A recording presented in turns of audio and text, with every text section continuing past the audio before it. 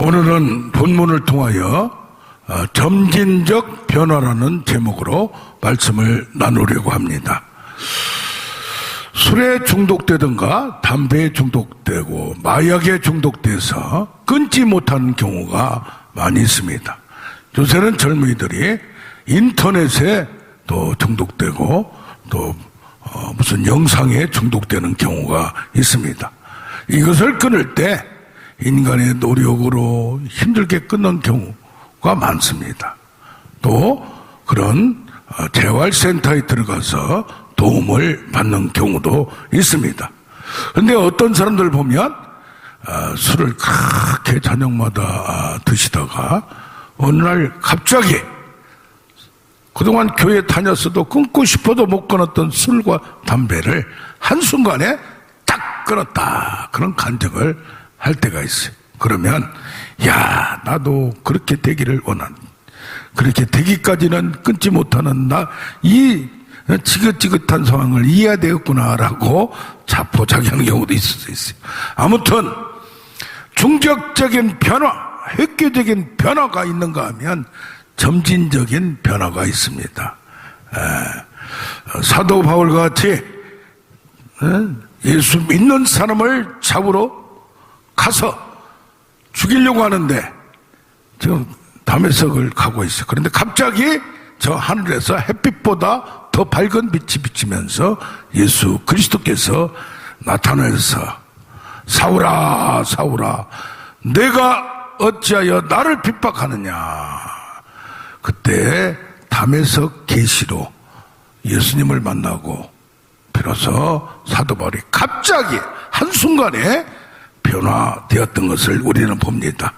십자가의 강도같이 죽는 마지막 시점에 왼편 강도는 끝까지 예수님을 무시하고 저주했지만 오른편 강도는 뭐 했습니까? 받아들이고 구원을 받았어요. 마지막에 구원.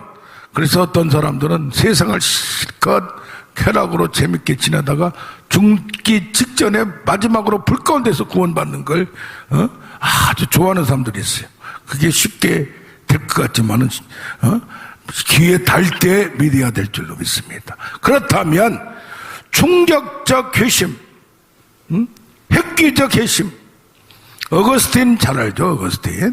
어거스틴이 어머니가 그렇게 모니카가 기도를 했어요. 10수년간을 기도를 했어요. 어거스틴은 어떤 사람입니까? 지금 말하면 대학 교수예요. 그때 수사학 교수는 최고의 교수였어요. 그런데 이 교수가 남봉꾼이야, 남봉꾼. 진짜 교수지, 잘생겼지, 아빠가 돈도 많지. 그러다 보니까 남봉꾼이야, 남봉꾼. 멋있나 플레이보이요. 그래서 임신도 시켰고 아기까지 낳았던 경우가 있어요. 그런데 어머니의 기도 때문에 어떤 일이 나타났느냐. 갑자기 이 어거스틴이 아이들이 노는 데를 지나가는데 성경을 펴서 읽어라, 성경을 펴서 읽어라, 막, 속에서 들리는 소리가, 속에서 밖에서 어디서 들리는 소리가 들려서 성경을 그냥 딱 폈는데 그게 로마서 13장 13절이요. 방탕하지 말고 술 취하지 말라, 성령의 충만함을 받으라. 할렐루야. 그러면서 이 어거스틴이 그 한순간에 그 방탕한 생활을 다 벗어버리고 던져버리고 성자가 됐어요. 성자가 참. 그래서 이런 경우를 우리는 볼 수가 있어요. 종교 개혁을 일으켰던 마르틴 루터도 정말 투사와 같이 많은 수도사들이 있고 많은 신부들이 있는데 아무도 그 당시에 교황과 그 당시에 가톨릭 교회가 그때는 개신교가 없었어요. 그래서 면죄부를 팔고 타락하고 윤리적으로 도덕적으로 정말 교황이 마누라가 몇 명씩 되고 자식이 30명까지 되고 이런 경우에도 누구 하나 말을 못한 거예요. 그런데 이 마르틴 루터가 95개 조항을 뭐 했어요? 질문을 했어요. 질문을. 뭐가 문제냐. 그러면서 혼자 거기서 기도하면서 공개적으로 누구에게 저 독일에서 이탈리아에 있는 교황을 대항하는 거예요. 이렇게 투사와 같은 사람들이 필요합니다. 비로소 성경을 통해서 뭐하고 로마서 1장 17절 18절을 보면서 의인은 반드시 믿음으로 말미암아 살리라. 전국 가는 게 구원받는 게 뭐 돈을 주고 면죄부를 사고 그 돈이 똑 떨어질 때 그 소리가 들릴 때 우리 어머니 아버지가 저기 연옥에다가 천국으로 올라가고 돈을 안 내면 지옥으로 간다는 교리를 잘못됐다는 것을 성경 해석을 통하여 이것을 거꾸로 엎드린 걸 봅니다. 그런가 하면 마르틴 루터를 이어서 종교 계획을 완성한 존 칼빈은 이 사람 특별한 경험이 없어요. 법학을 전공했어요. 굉장히 논리적이에요. 그러나 꿋꿋한 심성이 있어요. 그래서 이분은 특별히 이런 싸웠던 것도 없고 피해서 스위스로 종교 불란서에서 스위스로 도망가서 거기서 공동체를 이루면서 성경을 가리키고 잔잔한 감동.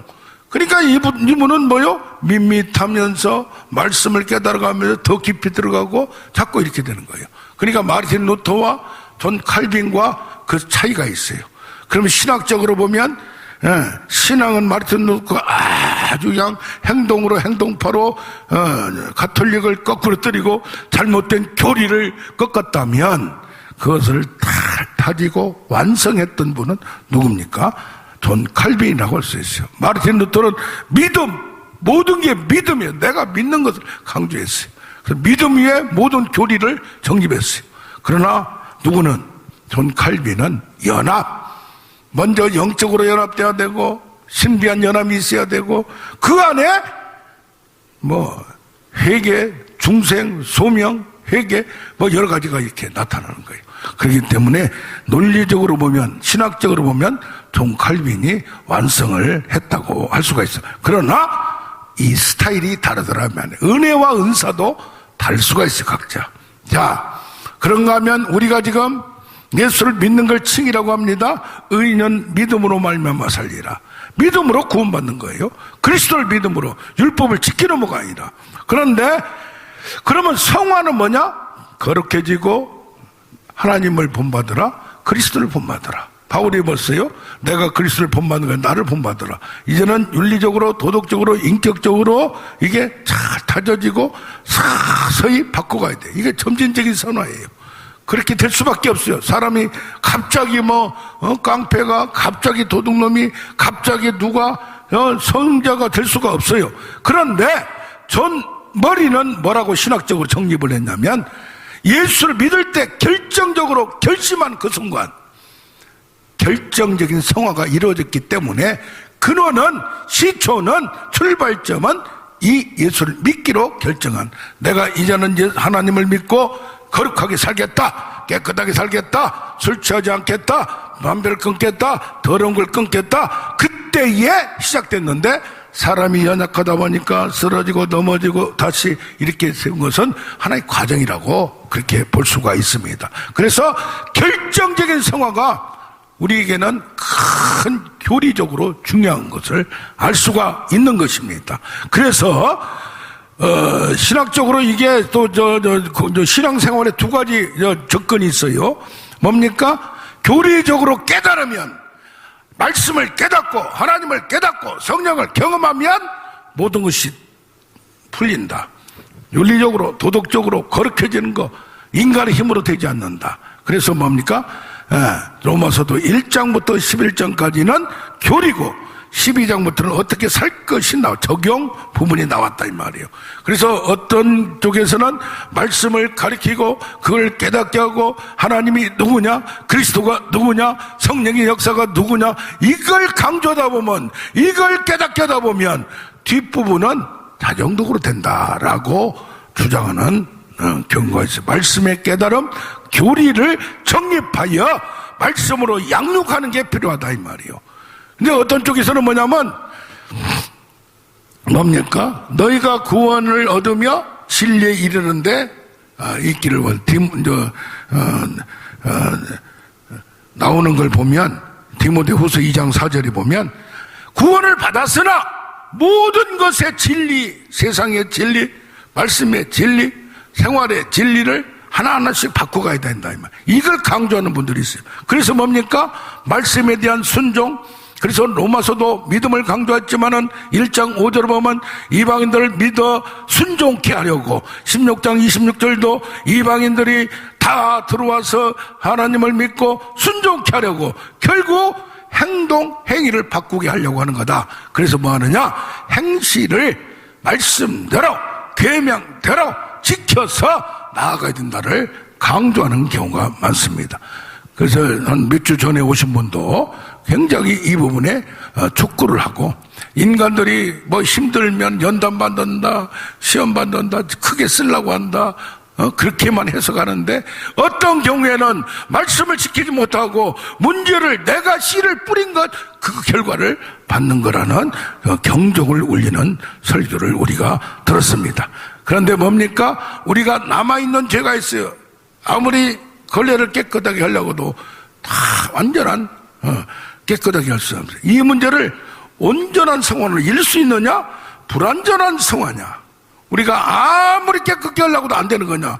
그러다 보면 두 가지 관점이 있어요. 인간이 온전하게 노력해서 된다 하면 노력을 많이 해요. 금식해서 육체를 또 욕심을 빼버려야 되고 정욕을 빼버려야 되고 그런 쪽을 강조해요. 그리고 뭐 교인성수 또 뭐 하는 거 그냥 구약의 율법이라고 너무 집어오지 말고 그냥 열심히 지켜야 된다. 그런데 또 하나는 뭐냐면 아무리 열심히 해도 안 되는 부분이 있어요. 영적인 부분이 있어요. 근데 또 불완전한 성화를 주장하면 미리 포기해버려. 로마서 8장 3절과 같이 육신이 이렇게 할 수 없는 그것을 누가? 성령께서 성령을 따라 행할 때 된다고 하는데 미리 포기하는 경우는 되지가 않는 경우입니다. 우리는 부족해도 끝까지 나가서 이것을 잘 정립하여 승리하는 우리가 되어야 될 줄로 믿습니다. 그래서 영적인 경험도 초자연적인 경험, 영적인 경험, 파도발같이 3층천, 천국과 지옥, 요새 천국 갔다 온 사람들이 간증을 많이 해요. 그런데 교리적이나 성경하고는 좀 둥 떨어지는 경우가 많아요. 어떤 경우에는 세상의 이 얘기랑 똑같은 경우, 꿈 한 번 꾸면 천국 갔다 오는 게 아니에요, 그게. 그래서 이걸 잘 분별해야 돼요. 어떤 경우는 예수님이 나타나는 걸 봤다, 사도 바울같이 십자가상에 예수님이 뭐 하는 걸 봤다, 뭐 영적으로 음성을 들었다. 영적 체험도 중요해요. 환상과 꿈과 이런 것 치유와 능력도 많이 중요해요. 그런데 뭐냐면 은사나 능력으로 이것을 무시해도 안 돼요. 전능한 하나님을 경험해야 우리가 끝까지 믿는 거예요. 아브라함이 믿는 것이 인간이 할 수 있는 걸 믿는 게 아니에요. 불가능한 걸 믿는 거예요. 그런데 뭐냐? 이것만 하다 보면 뭡니까? 자기가 그런 경험하면 자기가 굉장히 신앙이 높이 된 걸로 착각하는 경우가 있어요.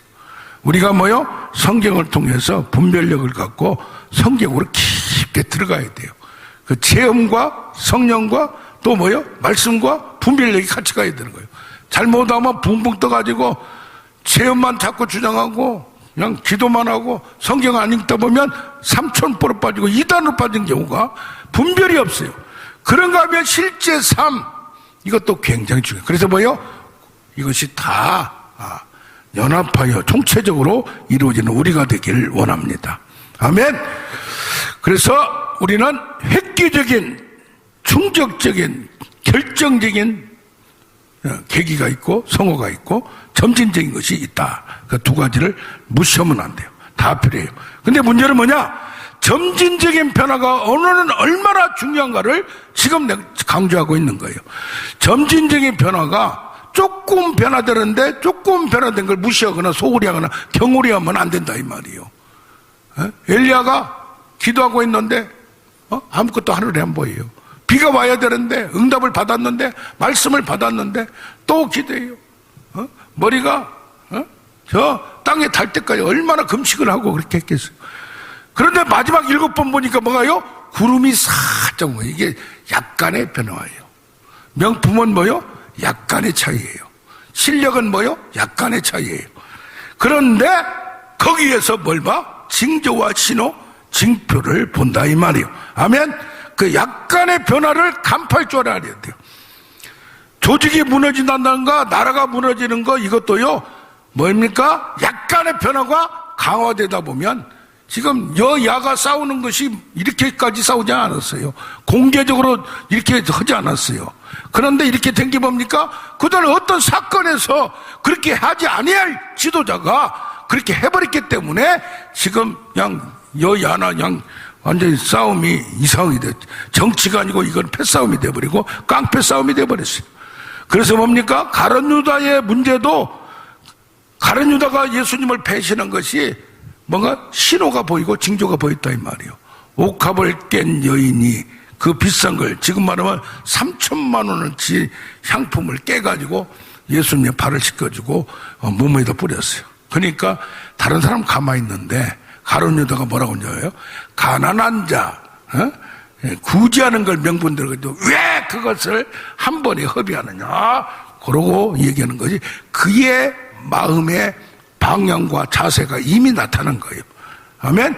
그 재정을 손대면서 자기가 마음대로 왔다 갔다 하고 마음대로 관리를 하라고 했지 섬기라고 했지 위임을 준 건데 자기 마음대로 좌지우지하다 보니까 시험가래가 돼요. 거기다 야망을 품고 있었는데 정치적인 야망을 품고 있는데 예수를 올려놓고 뒤에 조종하려고 했는데 예수님을 올려놓고 자기가 뒤에서 다 그것을 차지하려고 했는데 그걸 못하니까 그게 나타난 거라 이 말이야. 공동체 포도원이 무너지는 것도 작은 틈이 우리를 쳐놨어요. 근데 작은 틈이 생겨요. 거기에 뭐가 들어요?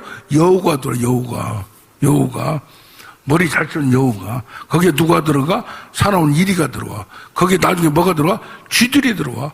원망, 불평, 시기, 질투를 슬슬 하는 거예요. 지도자를 건드는 거예요. 권위를 손상시키는 거예요. 슬슬 퍼뜨리는 거예요. 뱀이 왜 먹지 말라 하더냐? 네가 하나님같이 된다고 하니까 그 교만이 욕망을 살짝 건드니까 하와가 먹고 아담이 먹는 거예요. 유다서에 뭐라고 나오냐?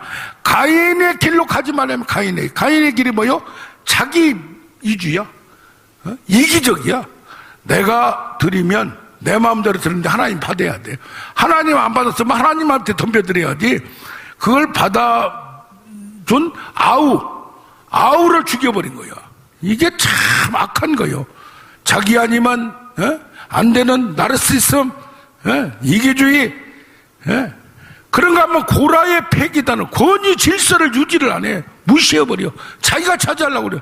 능력도 없으면서 그 자리에서 충성해야 되는데 위해를 무너뜨려.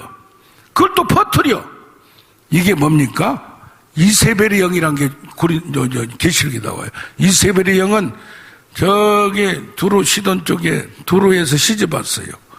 아합 왕의 왕비가 됐어요. 남자를 슬슬 조종하고 남자를 완전히 갖고 노는 거예요. 수년 머리가 더 좋은 거예요. 그러면서 어떻게 하느냐? 이스라엘 백성들 너네들 왜 이렇게 가난한 상태 왜 그런지 알아? 하나님만 섬기려 그런 거야. 저기 둘을 봐봐. 얼마나 무역이 잘 되고 얼마나 잘 살고 다른 나라와 교제하면서 그 나라 신도 갖다서 하나님 믿지 마는 게 아니라 하나님 믿고 그것도 섬기면 그래서 발과 아세라를 이스라엘 나라에 퍼뜨려버린 거예요. 이세벨의 영은 조정의 영이에요. 이세벨은 영은 뭐예요? 우상을 섬기게 만드는 거예요.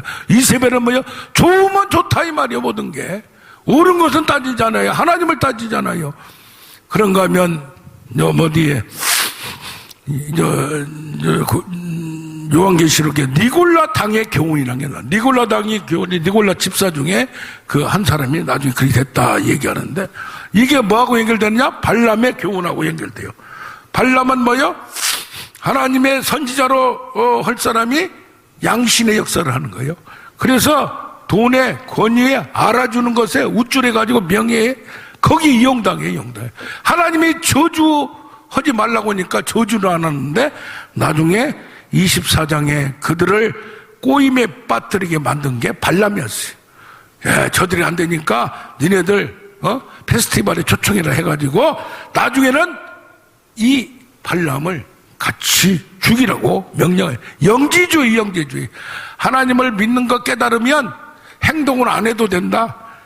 라고 퍼뜨린 자들이 신학적인 거, 신앙적인 자세가 얼마나 중요한지 모릅니다. 그런데 그러면 무너질 대로 서서히 무너져요. 틈 속에 들어와서 완전히 신앙이 변질되고 부패해버린 거예요. 그런데 점진적인 결심이 필요한, 날마다 다윗과 같이 아침마다 깨닫고 읊조리나이다. 내가 깨닫고 말씀을 생각하며 깨닫고 하나님께 고백하고 선포합니다. 날마다 때마다 은혜 줄 때마다. 그래서 감동받은 대로 깨달은 대로 성령의 지적과 교훈에 따라 그대로 순종하는 거예요. 할렐루야. 그래서 기도를 뭐 밤새 철야한다고 자랑하는데 철야가 중요한 게 아닌가요? 상시 기도 항상. 조영기 목사님, 윤석재 목사님이 항상 기도를 어떻게 합니까? 다른 사람하고 대화하면서 기도할 정도의 수준이 됐으니까 그 영역을 유지하는 거예요. 그래 어떻게 해야 돼요? 사람 또한 사람 멘토 권위자의 지적과 권고를 무시하지 않아요. 경홀하게 생각하지 않아요. 자기 혼자 성령께 받았다고 자기 마음대로 성령이 자기를 통해서 한다고 아주 웃긴 사람들 많아요. 성령을 자기가 이용하면 안 된다 이 말이에요. 어떻게 해야 돼요? 자기 욕심을 먼저 버려야 돼요. 믿음과 착한 양심이 있어야 돼. 할렐루야. 아멘. 그래서 우리는 뭡니까? 점진적인 변화는 어떤 징조와 신호가 있어요. 이게 무너지느냐 부흥하느냐. 무너지는 신호가 있고 부흥되는 신호가 있다 이 말. 이것을 분별하지 못하고 놔두면, 그래 관리자 하나님 맡겨진 청지기는 이것을 차단하고 이것을 잘라내고 권위를 세우고, 그래서 하나님 나라를 건설하는 거예요. 하나님 나라 교회를 세우는 것이 그냥 되는 게 아니에요. 기도만 많이 하면 되는 게 아니에요. 사람한테 잘해준다고 되는 게 아니에요. 이런 분별력을 가지고 그 공동체의 신앙 노선을, 잘못된 부분을 미리 잘라내고 미리 경고, 그들을 바꿔야 돼요. 그들도 죽이고 공동체도 죽이고 이러면 안 된다 이 말이에요. 세 번째는 점진적인 변화는 어떻게 합니까? 처음에 획기적인 변화가 있을 수 있어요. 충격적인 변화, 결정적인 성화. 이 바탕 위에서 점진적으로 조금씩 먼지 쌓이듯이 눈 쌓이듯이, 그러면서 이 점진적인 변화를 연속으로 죽을 때까지 계속해야 돼요. 그래서 어떤 사람들은 뭐예요? 자기는 다 된 것 같이 하는 게 아니라 성경도 날마다 보고 묵상도 하고 기도도 하고 배우려고 하고 다 됐다고 생각하면 끝나는 거예요. 기도도 계속하고 옛날에 많이 했다 자랑할 게 없어. 옛날에 능력이 나타났다 자랑할 게 없어. 옛날에 성경 많이 봤다 자랑할 게 지금 해야 된다 이 말이에요. 그건 성숙의 과정이에요. 점진적 변화는 진정한 변화고 완전한 변화는 이런 과정을 통해서 될 줄로 믿습니다. 아멘 아멘. 그래서 뭐요? 그 과정에 성장통이 있어요. 우리 아들이, 큰아들이 중학교 2학년 3학년 때 또 우유를 많이 먹더만 아예 2년 동안 30cm가 커버린 거야. 30cm가 넘게. 그런 거 보고 그 다음에 크는 게 아니에요. 그 다음에 조금씩 크는 거예요. 그래가지고 키가 82가 된 것이, 그때 큰 게 다가 아니야. 그 이상 중학교 때까지 크고 안 큰 사람들이 있어요. 신앙도 마찬가지요. 고등학교 때 그 키가 지금도 있는 사람, 졸업하고도 큰 사람이 있어요. 그러니까 어떻게 됩니까? 우리는 죽을 때까지 신앙이 올라가야 되는 거예요. 잘해야 되는 거예요. 그러면 개인적으로 온전하게 하려고 여기 보면 뭐요? 뭐가 있어요? 지금 그 몸을 강건하게 하여 세워서 성도를 온전하게 하는 목적이 뭐냐? 봉사일을 하게 하며 그리스도의 몸을 세우려 하며. 그럼 뭐 해야 돼? 성도들이 온전히 돼야 돼. 각자가. 그렇게 되는 게 뭐 각 방면에서 배우려고 하고 권위자를 인정해야 돼요. 첫째, 학자의 혀. 그걸 가져야 돼. 말씀 연구를 하고 신학자들한테 배우려고. 자기가 신학자 같이 못하면 그분들이 쓴 걸 이해할 정도는 돼야 돼. 계속적으로 책도 사고 계속적으로도 교제하고 계속적으로 배워야 돼. 그러면 한 분이 다 아느냐? 그게 아니야. 이분은 여기에 대해서 세계적인 전문가 지금 요새는 책도 말이요, 책 한 권에 1000페이지가 나와. 이제까지 못했던 거 지금 뭐요? 요즘 최근 나온 게 선물, 연합, 부활, 이 책 한 권이 일생 동안 그 학자가 연구했던 것이 전 세계 2000년의 노고가 그것을 딛고 그걸 공부해서 내놓은 책들이에요. 그러니까 이쪽도 2000년의 족적을 인정하고 지식적으로 성경 해석적으로 올바르게 가려고 노력을 해야 돼요. 할렐루야.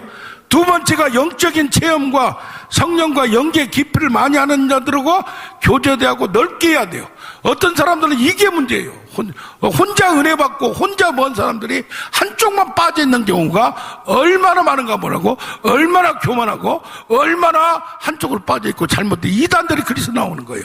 이단은 아닌데 아주 그거 아니면 안 되는 걸로 전체적으로 볼 줄을 몰라요.